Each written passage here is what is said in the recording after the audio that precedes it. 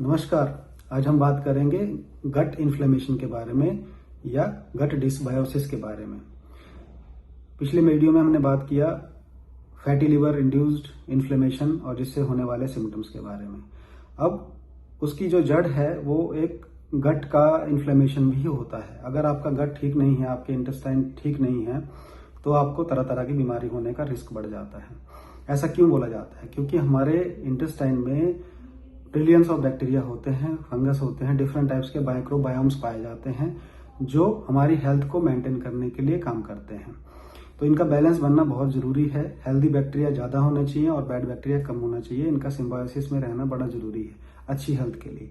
जब ये सिम्बायोसिस बिगड़ता है, ये बैलेंस बिगड़ता है, तो आपको डिफरेंट तरह की बीमारियां हो सकती हैं। जैसे कि गट स्किन एक्सेस होता है।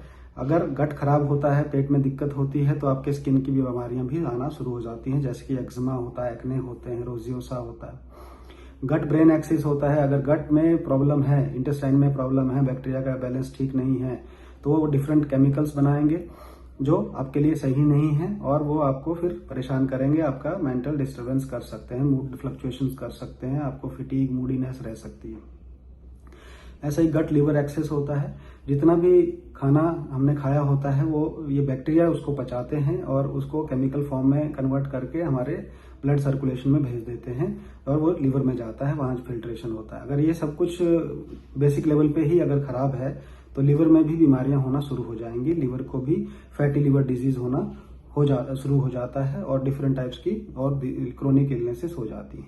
इसके अलावा कुछ सिस्टमिक डिजीज भी हैं, जैसे कि ऑटो इम्यून बीमारियां होती हैं जिसमें अर्थराइटिस होता है, डिफरेंट टाइप्स के स्किन के मैनिफेस्टेशन होते हैं, आई के मैनिफेस्टेशन होते हैं। ये भी गट से ड्राइव्ड हो सकते हैं।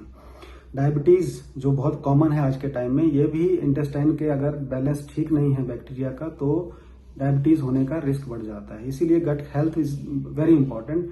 गट हेल्थ को मेंटेन करने के लिए ये इंटेस्टिनल डिसबायोसिस अगर किसी को लग रहा है, फील हो रहा है, तो क्या करना चाहिए?